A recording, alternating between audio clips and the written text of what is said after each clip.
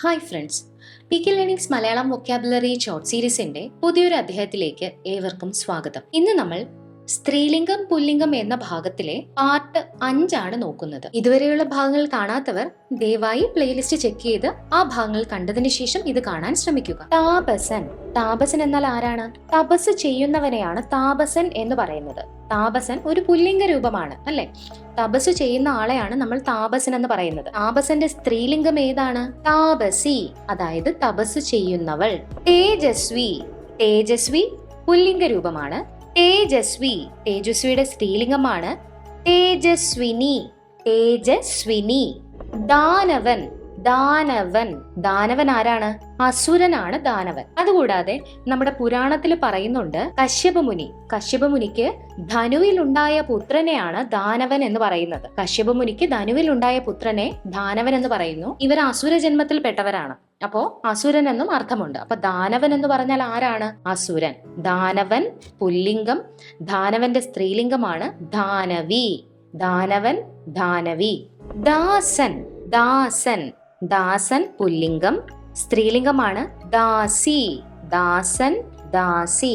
ദാസൻ എന്ന് പറഞ്ഞാൽ ആരാണ്? ദാസവേല ചെയ്യുന്നത്, അല്ലെ? ചെയ്യുന്ന ആളെയാണ് ദാസൻ എന്ന് പറയുന്നത്. അപ്പോൾ ദാസി എന്ന് പറഞ്ഞാൽ ദാസവേല ചെയ്യുന്ന സ്ത്രീയാണ്. അപ്പോൾ പുല്ലിംഗം ദാസൻ, സ്ത്രീലിംഗം ദാസി. അടുത്തതായിട്ട് ദേവൻ. ദേവൻ നമുക്കറിയാം പുല്ലിംഗമാണ് ദേവൻ.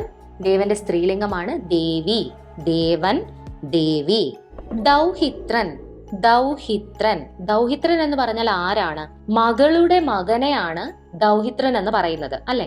മകളുടെ മകൻ. മകളുടെ മകനെയാണ് ദൗഹിത്രൻ എന്ന് പറയുന്നത്. അത് പുല്ലിംഗ രൂപമാണ്, മകനെയാണ്. അപ്പോ ദൗഹിത്രന്റെ സ്ത്രീലിംഗമാണ് ഇത് ദൗഹിത്രി.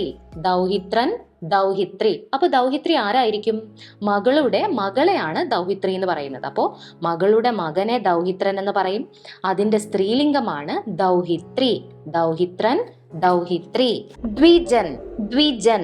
ദ്വിജൻ. ദ്വിജൻ പുല്ലിംഗ രൂപമാണ്. ദ്വിജൻ എന്ന് പറഞ്ഞാൽ ആരാണ്? ദ്വിജൻ എന്ന് പറഞ്ഞാൽ ബ്രാഹ്മണനെയാണ് പറയുന്നത്. ബ്രാഹ്മണനെ ദ്വിജൻ എന്ന് പറയും. അപ്പോ ദ്വിജൻ. ദ്വിജന്റെ സ്ത്രീലിംഗമാണ് ദ്വിജ. ബ്രാഹ്മണയായിട്ടുള്ള സ്ത്രീയാണ് ദ്വിജ എന്ന് പറയുന്നത്. അപ്പൊ ദ്വിജൻ, ദ്വിജ. ധനികൻ. ധനികൻ പുല്ലിംഗമാണ്. ധനികന്റെ സ്ത്രീലിംഗമാണ് ധനിക. ധനികൻ, ധനിക. ധന്യൻ. ധന്യൻ പുല്ലിംഗ രൂപമാണ്. ധന്യന്റെ സ്ത്രീലിംഗമാണ് ധന്യ. ധന്യൻ, ധന്യ. ധീരൻ. ധീരൻ ധൈര്യമുള്ളവനാണല്ലേ ധീരൻ. ധീരന്റെ സ്ത്രീലിംഗമാണ് ധീര. ധീരൻ, ധീര. തമ്പി. തമ്പി.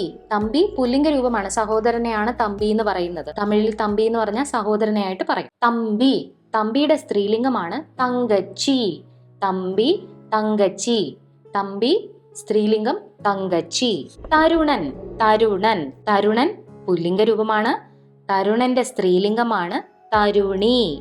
തരുണൻ, തരുണി. തരുണൻ എന്ന് പറഞ്ഞാൽ ആരാണ്? യുവാവിനെയാണ് തരുണൻ എന്ന് പറയുന്നത്, അല്ലെ? അപ്പൊ തരുണി എന്ന് പറയുമ്പോൾ യുവതി. നമ്മൾ കേട്ടിട്ടുണ്ട് തരുണി മണി എന്നൊക്കെ.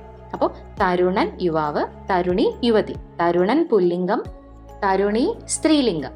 പതി. പതി പുല്ലിംഗ രൂപമാണ്. ഭർത്താവിനെയാണ് പതി എന്ന് പറയുന്നത്, അല്ലെ? അപ്പോ പതിയുടെ സ്ത്രീലിംഗമാണ് പത്നി. പതി, പത്നി. അടുത്തതാണ് ദാതാവ്. ദാതാവ്. ദാതാവ്. ദാതാവ് പുല്ലിംഗ രൂപമാണ്. ദാതാവിന്റെ സ്ത്രീലിംഗമാണ് ദാത്രി. ദാതാവ്, ദാത്രി. ദാതാവ് എന്ന് പറഞ്ഞാൽ ആരാണ്? ദാനം കൊടുക്കുന്നവൻ. പുല്ലിംഗത്തില് ദാതാവ് എന്ന് പറയും. അപ്പൊ ദാനം കൊടുക്കുന്നവളെയാണ് ദാത്രി എന്ന് പറയുന്നത്. നമ്മളിപ്പോ പറഞ്ഞ ദാത്രി എന്ന് പറയുന്നത് ദാനം കൊടുക്കുന്നവളെയാണ് ധാത്രി എന്ന് പറയുന്നത്.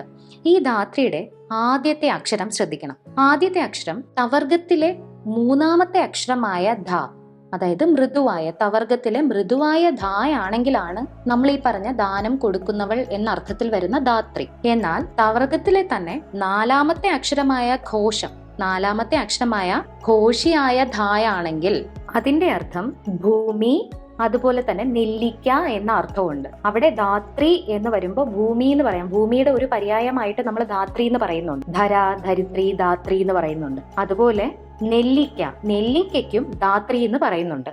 നമ്മൾ കേട്ടിട്ടില്ലേ ധാത്രി ഹെയർ ഓയിൽ, നെല്ലിക്ക അടങ്ങിയത്. അപ്പോൾ ആ ഒരു കൺസെപ്റ്റിൽ എടുത്താൽ മതി. ധാത്രി എന്ന് പറയുമ്പോൾ നെല്ലിക്ക എന്ന മീനിങ്ങും ഉണ്ട്. പക്ഷെ അവിടെ ആദ്യത്തെ അക്ഷരം എന്തായിരിക്കണം? ടവർഗത്തിലെ ഘോഷിയായിട്ടുള്ള ധായ ആയിരിക്കണം. നാലാമത്തെ ധ. മൂന്നാമത്തെ ധായ ആണെങ്കിൽ അവിടെ എന്താ അർത്ഥം വരുന്നത്? ദാനം കൊടുക്കുന്നവൾ എന്ന അർത്ഥത്തിലെ ധാത്രി ആയിരിക്കും. അടുത്തതാണ് തപസ്വി.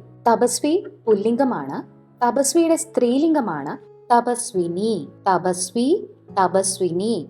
ഇവിടെ തപസ്വിയുടെയും താപസന്റെയും അർത്ഥം ഏകദേശം ഒരുപോലെയാണ്. തപസ് ചെയ്യുന്ന ആളിനെയാണ് തപസ്വി എന്ന് പറയുന്നത്, തപസ് അനുഷ്ഠിക്കുന്നത്.